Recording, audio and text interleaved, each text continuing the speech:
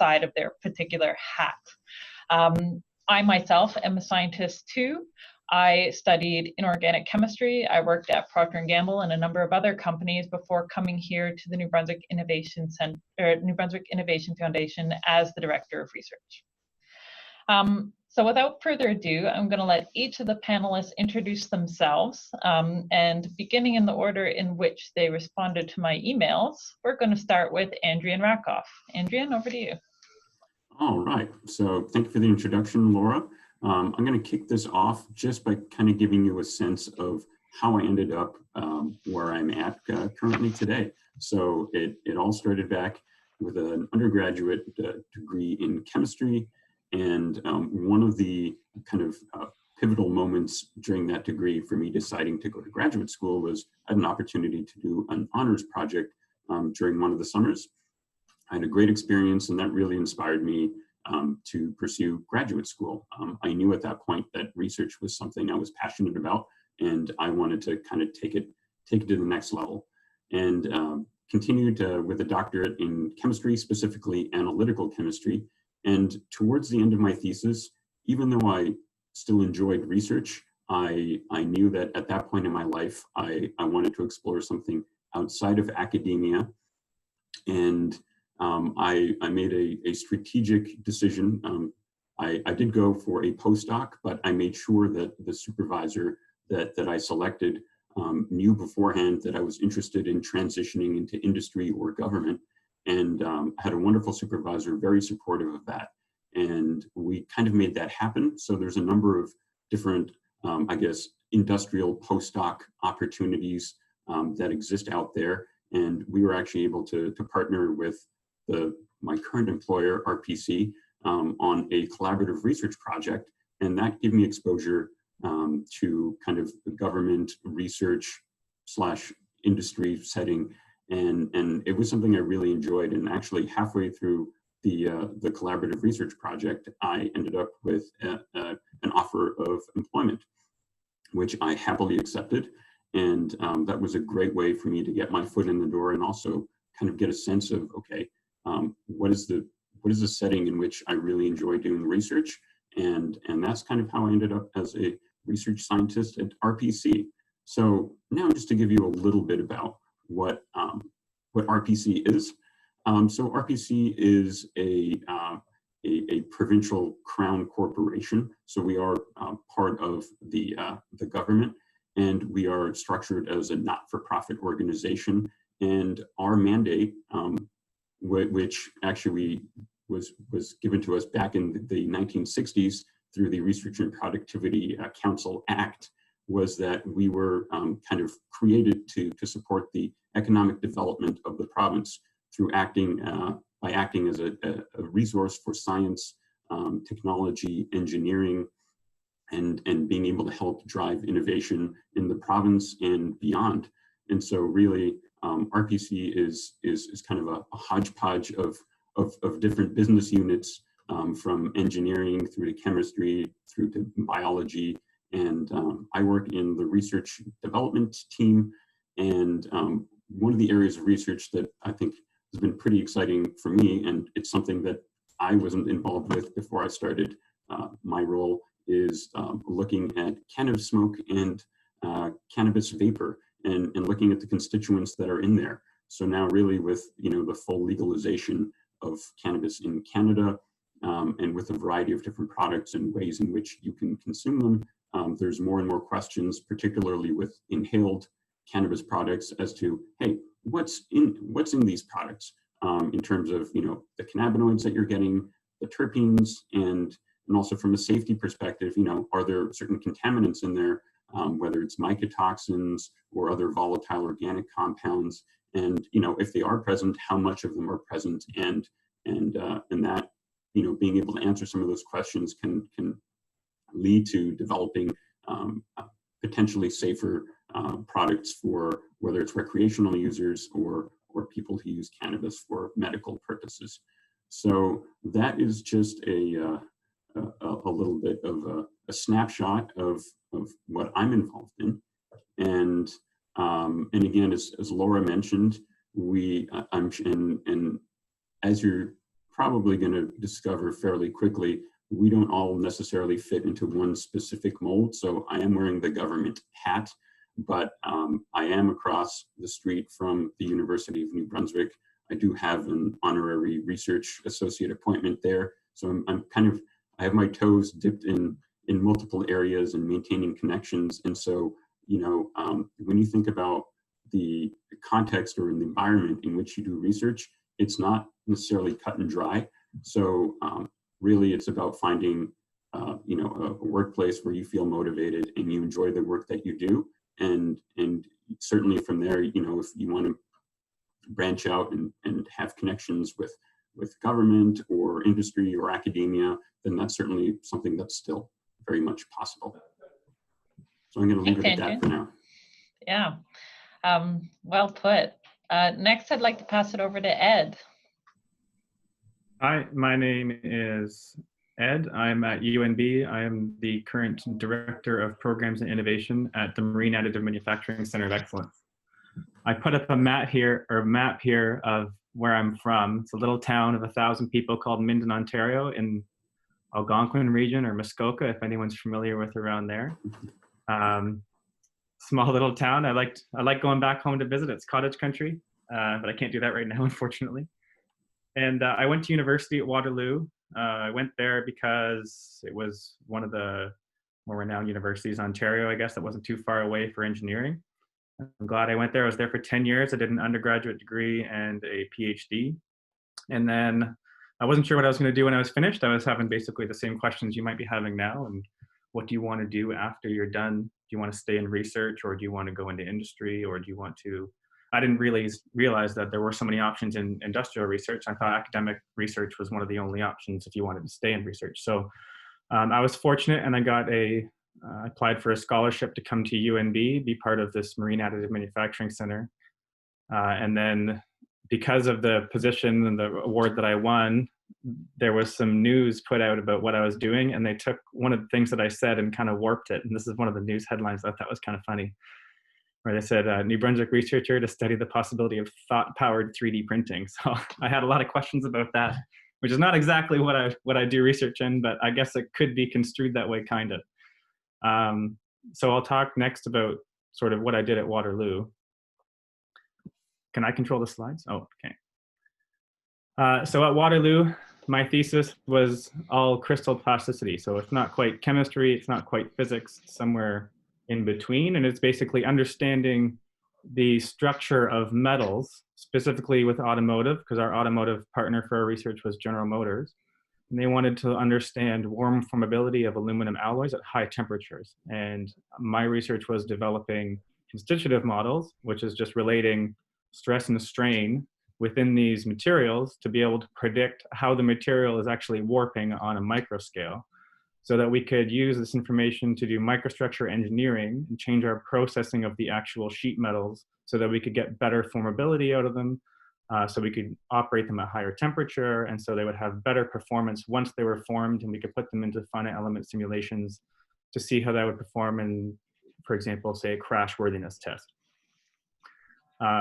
So my idea was to try and take this to additive manufacturing and see how we could evolve microstructures in additive, because it's such an interesting processing technology where you have a lot more control of the material itself on a microstructural level. So in the next slide. So what I do at UNB is we're using machine learning to try and predict various things around 3D printing. So not only the microstructure of 3D printing, which is sort of my background, but also just the design of 3D printed materials itself. So one of the ways that we do that now, we have a piece of equipment that we just got at our research center. It is a dual beam focused ion beam milling machine, and it can do full 3D characterization. So we can look, previously it was all 2D, we just look at an image of something, but now we can get a full 3-dimensional characterization of basically what our material is when we 3D print it. And one really cool project that I'm working on right now is with a national lab, Canadian Nuclear Labs. So I'm quite familiar with those doing research in government labs. And we also do research with CanMet Materials in Hamilton, another government lab, to basically collaborate together on some industry pull on what are some applications this can go into, We have some equipment to do some testing. CanMet has equipment to do some testing. We're training students in machine learning, and we're applying techniques that we're developing in characterization with machine learning to try and understand how do you change the settings on the printer to get different microstructures in the material that's printed. And then if we can figure out how to optimize that, we can basically print. We have a prototype on the top right corner there. I think I brought it in to show Laura one day when I was excited that we printed it. But this is an example of a component that's under a lot of thermal stress and physical stress that would be inside of a nuclear reactor. So we are playing around with the actual 3D printing technology to try and improve the quality of the material that is actually made for that highly complex part. And this can apply to all kinds of industries. We also have projects in aerospace, looking at turbine engines. We have projects in energy like nuclear and several other. But that's sort of the gist of my core research that I was doing at UMB. Now I'm sort of acting as our, I tell all of our industry partners about the research that we're doing and try to develop new projects with industry partners based on our strengths and interests to them in how additive manufacturing and our technologies might be able to help their business. Thanks, Ed. So finally, Mario, I'll pass it over to you. Just let me know when you want to change the slides. Very well, I will do it. So thank you, Laura. Thank you, Hillary, for organizing as well. And thank you all for attending this seminar. And so I am Maury Benassi Neto. I'm very pleased to be sharing a bit of my experience of what it is, or what it is to work in a company. And I'm originally from Brazil. I was born and raised and did all my studies there. I'm not from a romantic place. I'm not from Rio. I'm from São Paulo. And there in São Paulo, I've studied chemistry. So I have a bachelor's in chemistry. And with the options in technology. So I took some engineering courses as well. After that, I've switched a bit. I decided to move to another university, the State University of Campinas, what we call the Unicamp in Brazil. And I did a PhD in organic chemistry, but not the hardcore organic chemistry that is in a bench really doing this amazing synthesis with chiral centers, not that. I was doing my organic reactions with a mass spectrometer. And after that work, actually during that work, I got a scholarship and also went to Purdue University, and that is in the United States. So I lived for 1 year in West Lafayette, Indiana, also working mass spectrometry, but just doing the research that was going on in the lab at that time. So I worked a bit with desorption, electrospore ionization, and low temperature plasma, which was really cool research where you can really touch the plasma in your hand, and you will not be electrocuted, you will not get a burn because it was really a cold plasma.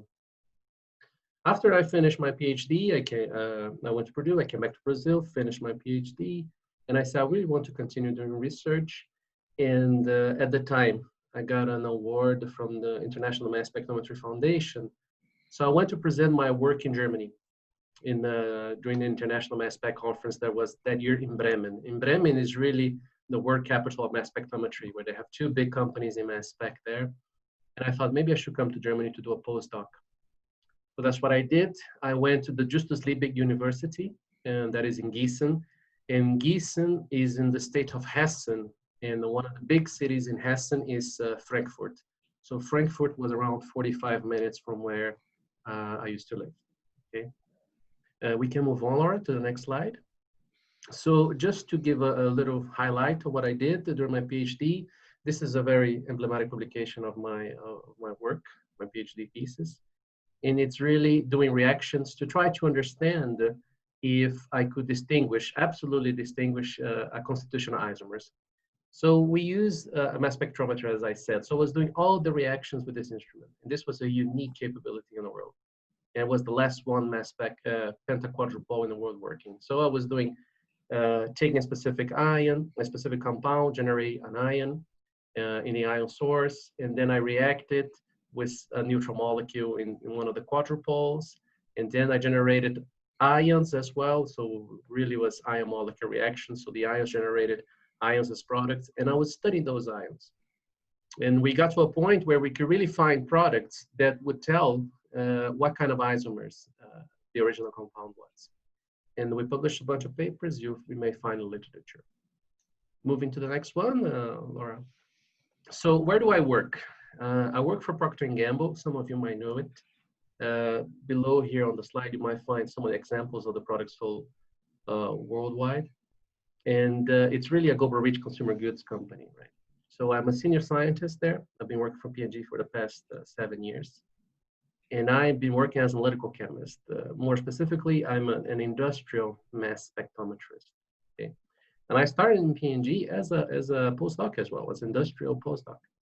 I was in Germany doing a postdoc, and I found this position for Procter & Gamble. So maybe I should try to go to a company and see how that goes. I ended up liking it for the dynamic environment it possesses. It's really, really interesting place to be, especially when you're working with research and development. So after 6 months of my postdoc, they already offered me a position. I decided to take it.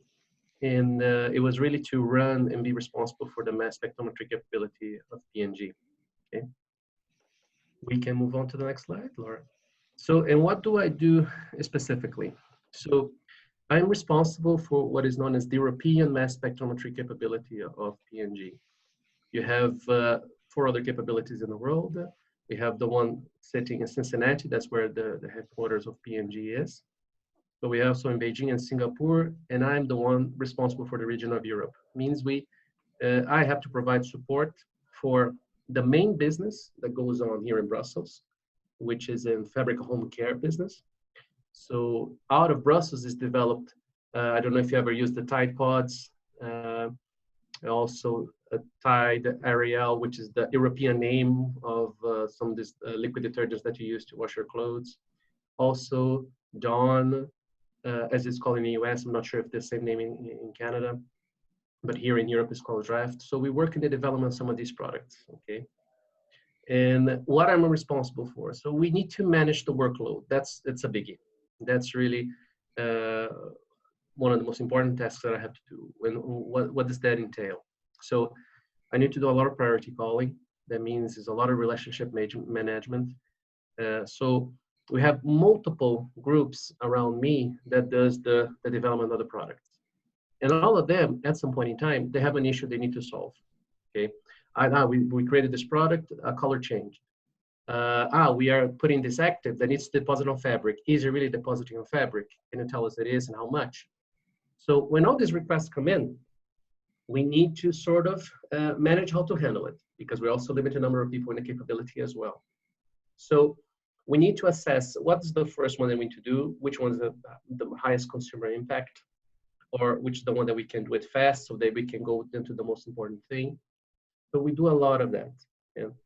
And the other thing that we need to do is really resource management. What does that mean? We need to manage the time of the people working in the capability, and we also need to manage the time of the instruments that we have available. So we need to balance that.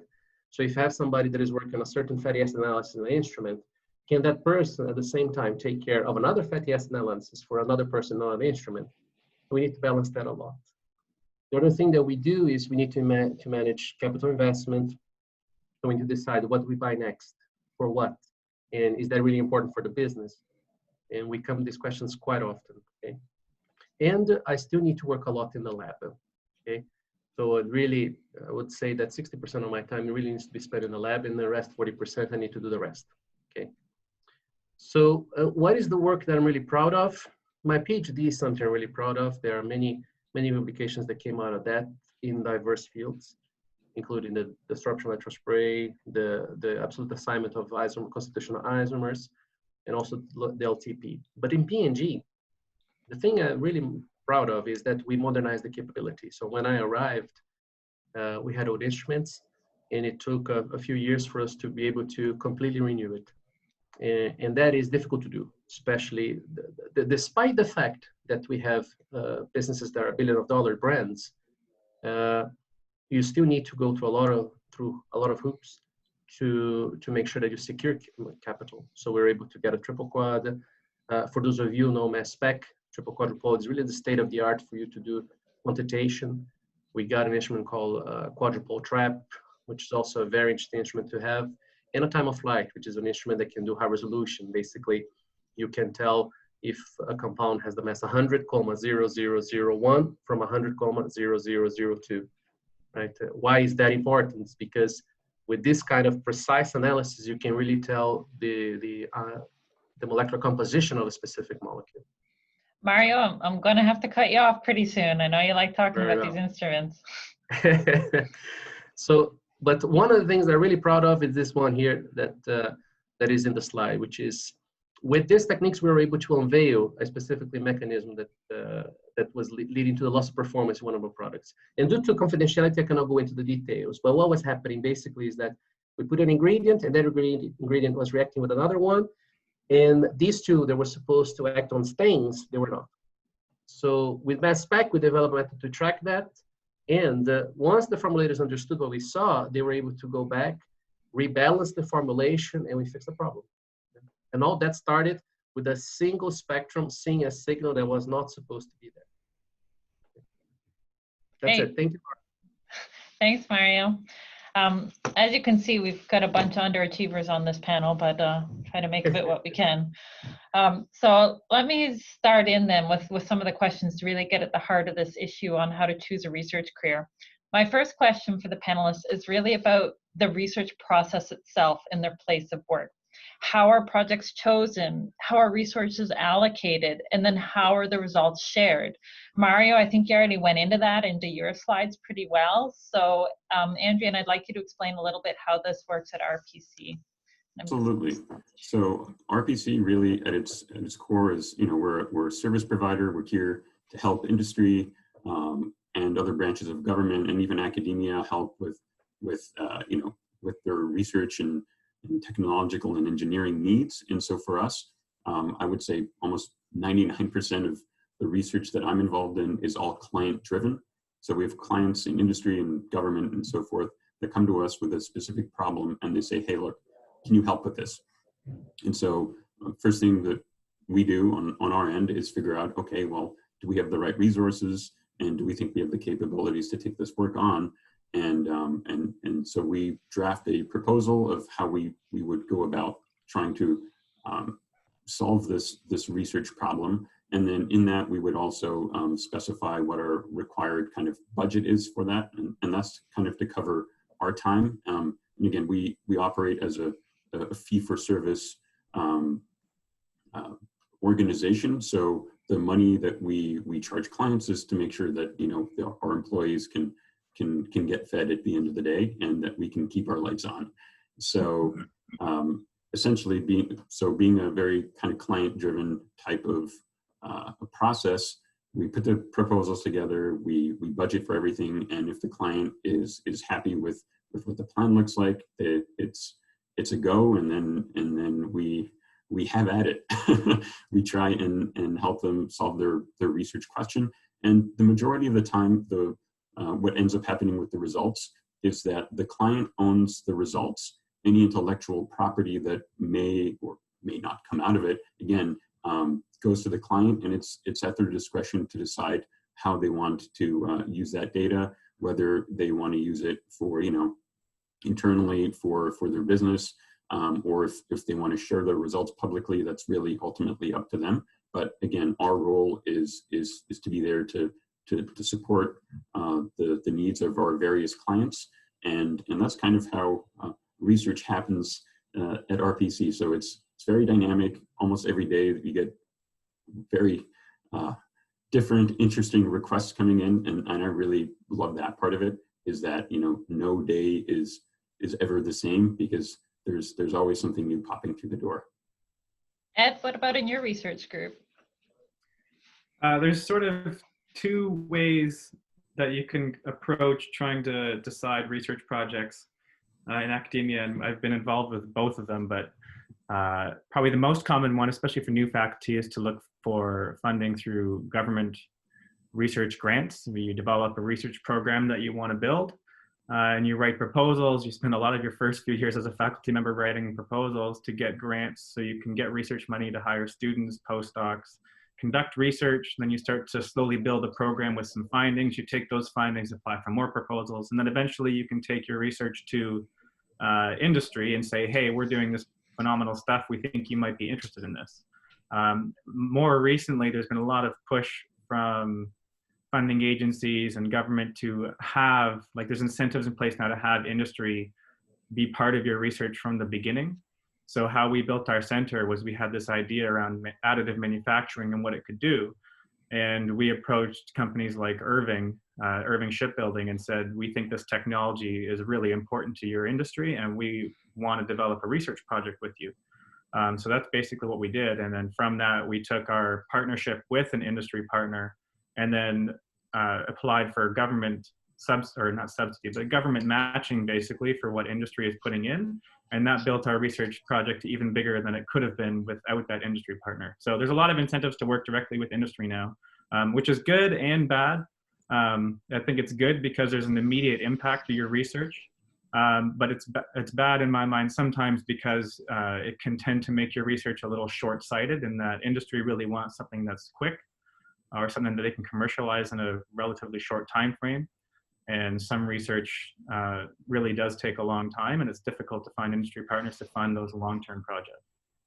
So it sounds like, based on that, Ed, that you've got more academic freedom than any of our other panelists. You could research whatever you wanted. Is that true? Possibly. I don't. My experience probably isn't great enough to know how far that academic freedom actually goes. But I would say in academics at a university institution, you do have quite a bit of academic freedom. And I know some faculty who have had like years of experience in one topic, and then they've just decided, you know what, this new field coming out is super cool, and I want to be part of that. And they'll almost completely pivot their research into something else because that's where they want to be. I feel like, I don't know for sure, but that I imagine is a lot less likely at an industrial or government research facility. Mario, what do you think about that? I think it has all the freedom in the world. Yeah. Kidding aside, I can tell you a bit what is the experience in P&G. So when it comes in P&G, this is a consumer goods company. You need to know what the consumers like, what the consumers don't like, and what you think the consumers might need in the future. Okay, so when you decide what to work, basically, it's really need to be based on what the consumer really wants, right? So there's another thing in addition to that, is that the marketing organization in P&G is very big, and they are very important to pick what are the trends of the market. And this also influences R&D, research and development, to know what should we work on. Okay, so for example, so let's say they all done this assessment, then they go to R&D and say, oh, this is the scenario as we see it. What do we do? So then we lock out, maybe we should work on this because it's a big market, and we can really increase our market share if we do this kind of work. So once they lock this specific initiative, then the formulators in P&G start to work. Then they try to get what is called a minimum value prototype to see if it will address the need of the consumer. Once they figure that out, okay, they sit with the managers and they commit to the project.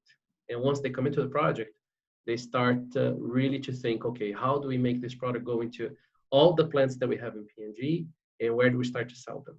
Okay, so the freedom of research I have is really, okay, this is the product they're working on right now. They have a problem in that.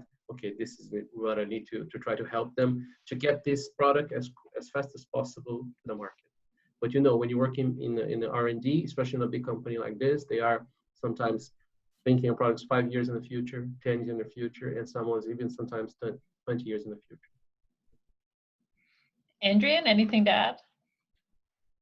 I think in particularly the position that we're in, you know, we a lot of the work that we do is pretty much dictated by the clients, and so really the majority of the work we do is really what people are asking us to do. And so because we also rely on that as our principal way to generate revenue, we have significantly less freedom to kind of pursue side projects. Having said that, we still like to dabble a little bit, so we have managed to carve out little pockets of time and little tiny pockets of money to kind of pursue some of our own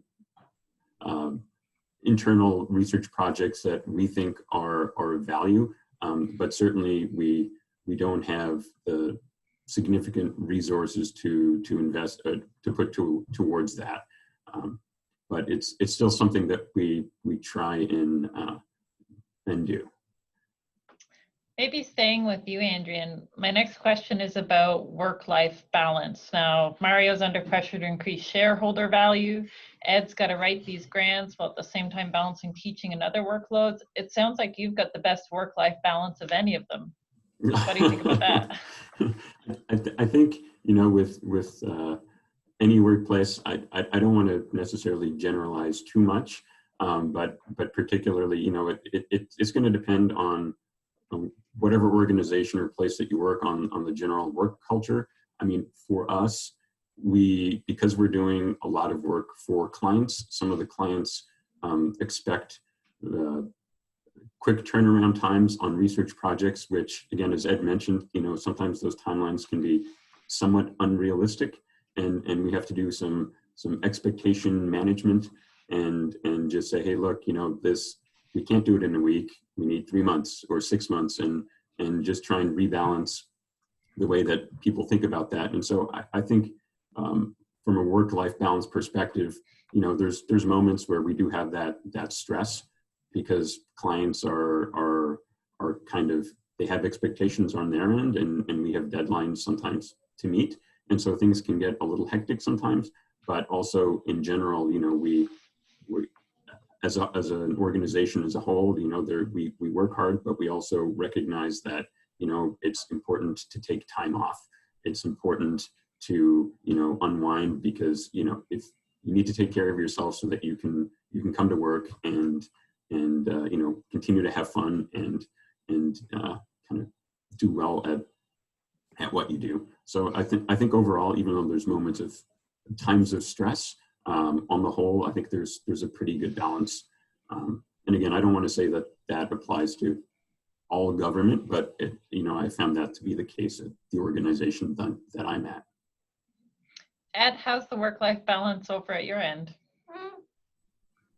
I think at the university level, you see both ends of the spectrum. I think some faculty are like, that's all they want to do is their research. They love teaching. They're there to work really hard, and they're the first ones in and they're the last ones to leave. They come in on weekends. They spend a lot of time in their labs working with their students. It's their passion.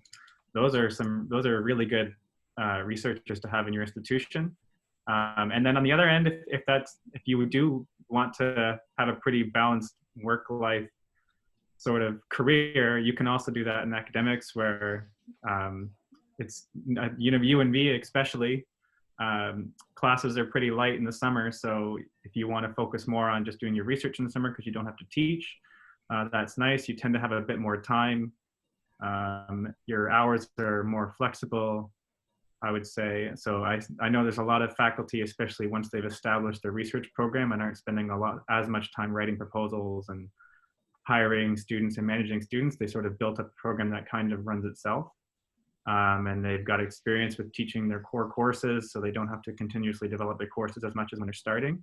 It seems like they have a lot more time than some faculty members do when they're starting out. So you can build it up if you do a good job of building up your research program to have a pretty good work-life balance. But those first years to get established are quite difficult, and you're basically spending almost all of your time building up your research program. And Mario, over in the corporate world?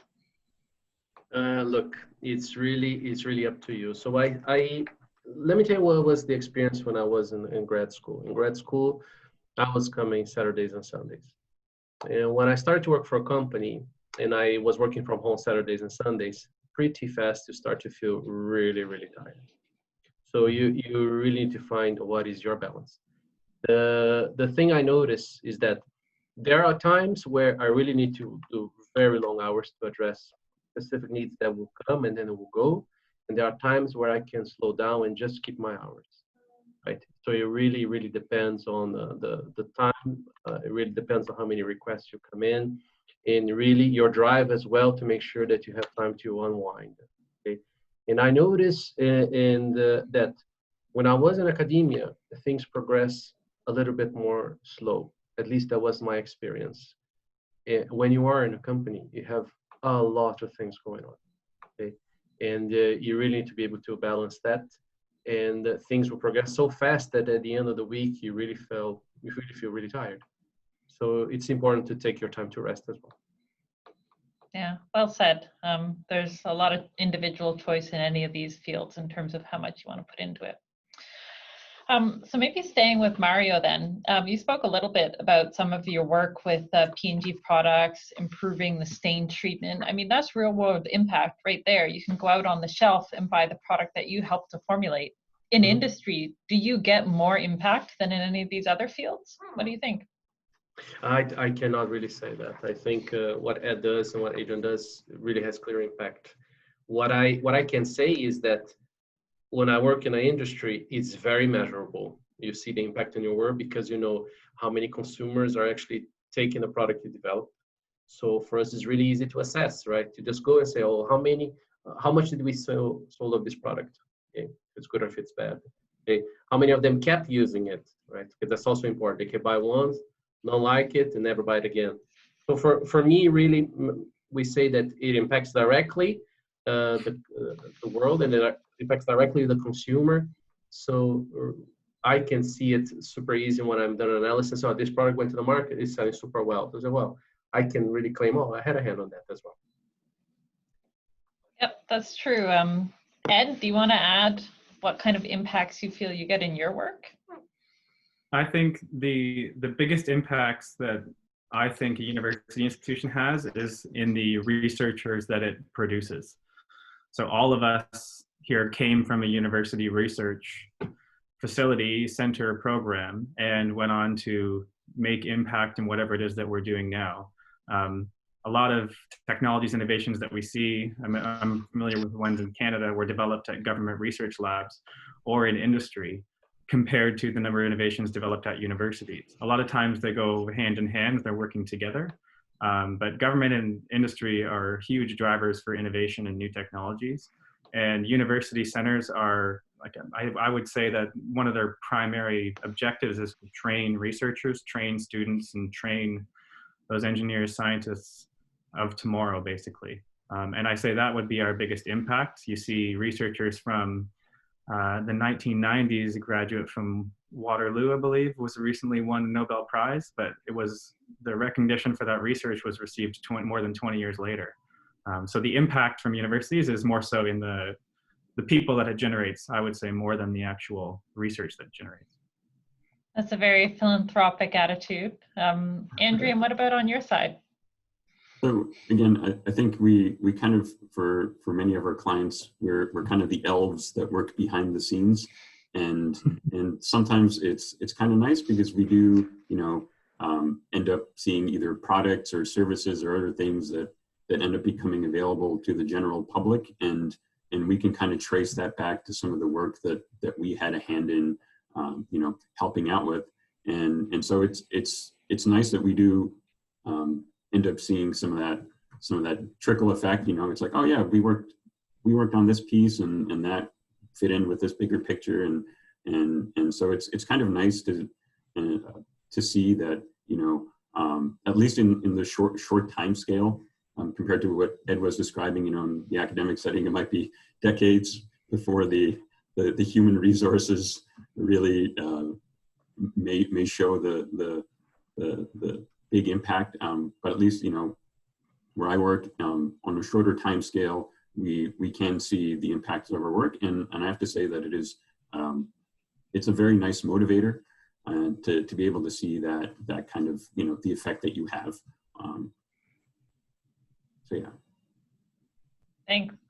So we're getting now towards the end of our webinar. We'd like to open it up now to audience questions. So please use the Q&A feature at the bottom of the screen if you'd like to send a question to the panelists. We've already got a few in, so feel free to type your questions while we start on these ones. Someone has asked whether the panelists have any examples on what it's like in qualitative research in these different fields, as we've spoken quite a lot about quantitative research. Do any of you have anything you'd like to add to that question? In terms of like qualitative research, I think there's components in our research project where we're not always trying to put necessarily numbers to things, and again, it's really about the question that the client had, and so we really see a diversity of interests, but certainly, I mean, it's not always about, okay, how much can you measure something, and sometimes it's a little less defined in terms of the results that we're trying to give back. But Ed, Mario, do either of you have anything to add on that question? I would say that being in an engineering field and with material science, most of our research is quantitative, and we're looking for things that we can measure, basically, with equipment, not by polling or doing other kinds of research methods. I think one thing that we could be doing a lot more is working with, and I would like to do this with our center, is working with different organizations in the humanities side of our research institution, like economics, social sciences, and understanding basically how the technologies that we develop will affect society or will affect economics. Like one of the main concerns we have with 3D printing and automation is, what is that going to change? How is that going to change the labor market? So if we don't do research in what the impact of our research is going to do down the road, how can we sort of justify what we're doing if it's going to end up putting the general public in a worse off place, but it's going to benefit large corporations? So these are things that we should be actively working in, and we're not doing as well as we could be. It's a great point, and I think a great question too, and perhaps worth us at the NBIF considering if we might run another webinar, but instead with scientists from very qualitative fields speaking about their experiences. So thanks for pointing that out to us. Another question we had was about differences in salary, and I'd like to address that one. Firstly, if you want to make a lot of money, doing research is probably not the way. Let's be frank, there's other fields where you can earn a lot, and in neither industry, nor academia, nor government are the pay scales particularly attractive. That being said, they vary wildly from position to position, company to company, organization to organization. So it's really hard to say you earn more money in one than the other. I don't know if any of you panelists have anything else to add to that.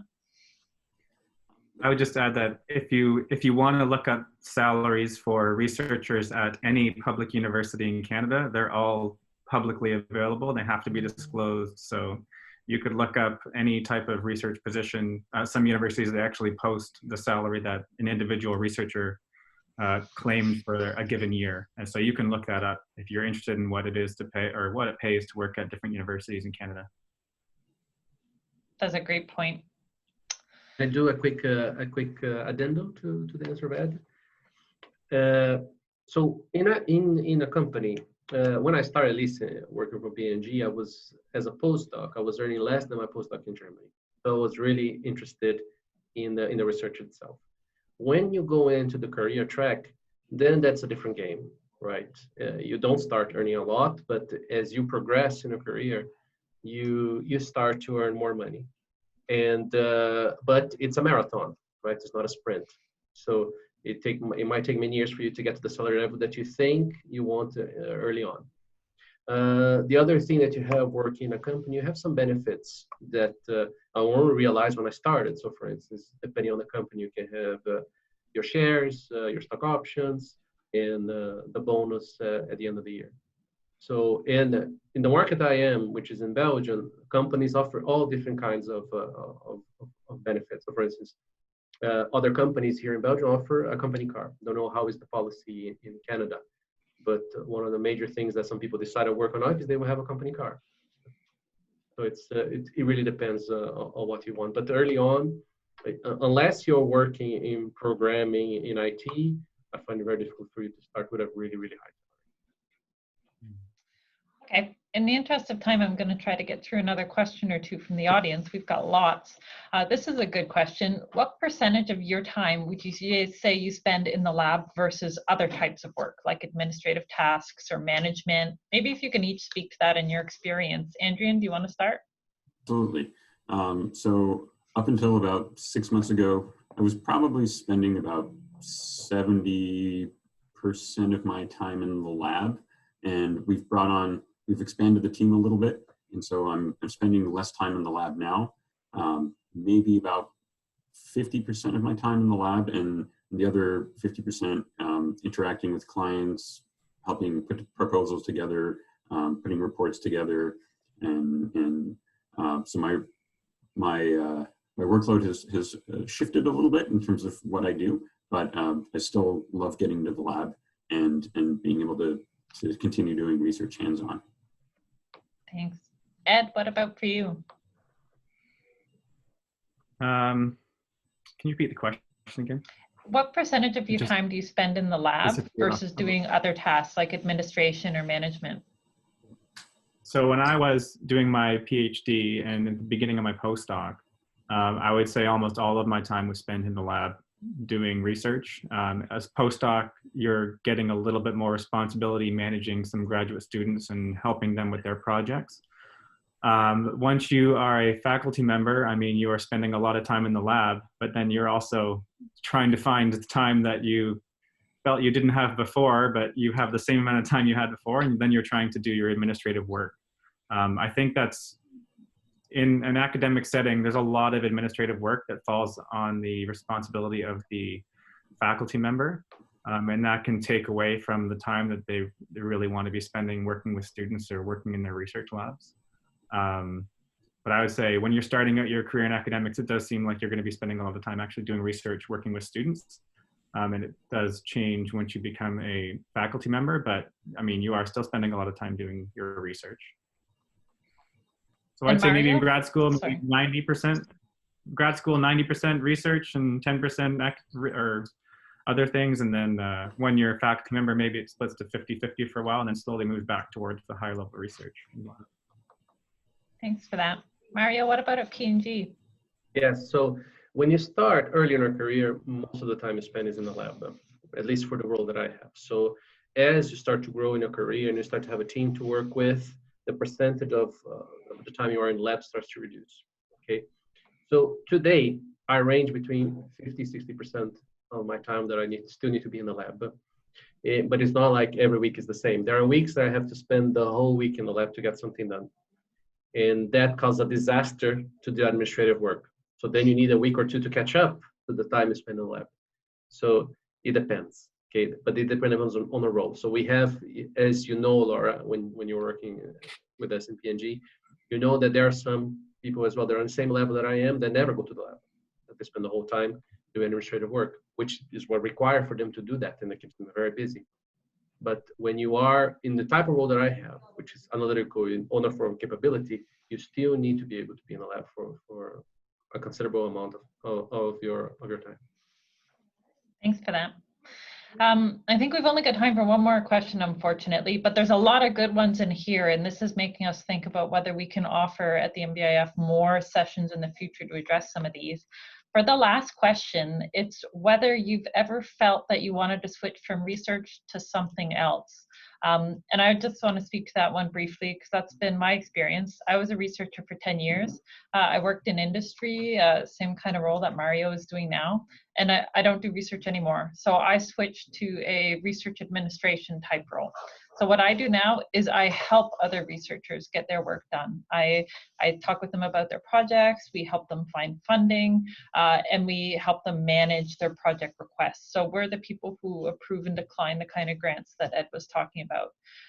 This is very different from doing research. And part of me really misses being in the lab, being hands-on, actively, speculating on questions. But on the other hand, it's also really rewarding to get to meet so many people and help them achieve their innovation projects.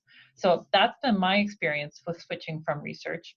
And I would also point out that rarely is a switch like that necessarily permanent. It is possible to go back and forth if you stay involved in your field, up to date with current events, and maintain a little bit of curiosity. And there's all kinds of roles where you can do research on the side too. Andrian mentioned having an honorary appointment at the university.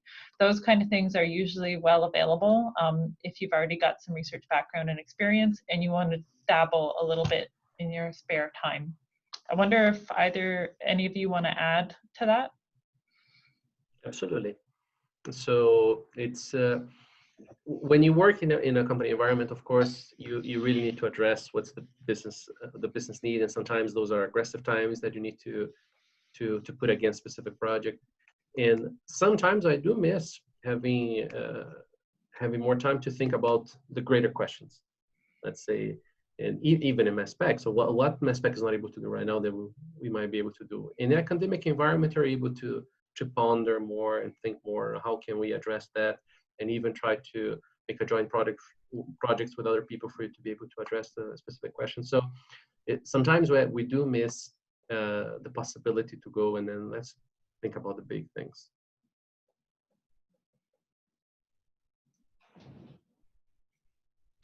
Andrew and Ed, anything to add to that in a quick minute? In terms of switching, Switching careers, yeah. Sure. Trying to pursue the academic research path is very difficult, I think. There is a lot of competition to become faculty at a university in Canada. I mean, it's a lot easier if you're willing to move anywhere around the world to get a faculty position. I'm kind of limiting myself because I would like to stay in Canada, and the number of universities there are in the field that I do research in is quite limited. It's growing, so that's good for me, but it's quite difficult. So there are lots of times where I'm wondering, you know, should I try to think about doing research somewhere else, whether at a government facility or in private industry, where I know I will be probably spending more time actually doing research that I care about. The thing that keeps me at a university and that I really love and enjoy about working at a university is the education component. All of our research at universities requires that we are training students, graduate students, undergraduate students, and I really do love teaching. So the balance of being able to teach, educate, and do research is the reason that I want to stay at a university. Although there are times when sometimes research is going slow, or you're having difficulty convincing industry or government of project ideas that you have. Over time, you can think, okay, is this, you know, do I really want to keep banging my head against the wall? But when you do get through it, it's worth it. So. I'm afraid time is up. So sorry, Adrian, we're not going to get to hear your thoughts on that one. But I'd like to just thank all of the panelists for joining us today, giving us some thoughts on this. I hope it stimulated all of you to think a little bit about your career pathways, maybe giving you some ideas. And if you've got any further questions or want to know a little bit more about the MBIF, I invite you to have a little look at our website, and don't hesitate to contact us if you've got an innovative idea and you want some help or support to take that a bit further. That's what we're here for. So thank you, everybody. Thank you. Bye-bye. Thank you, everyone. bye.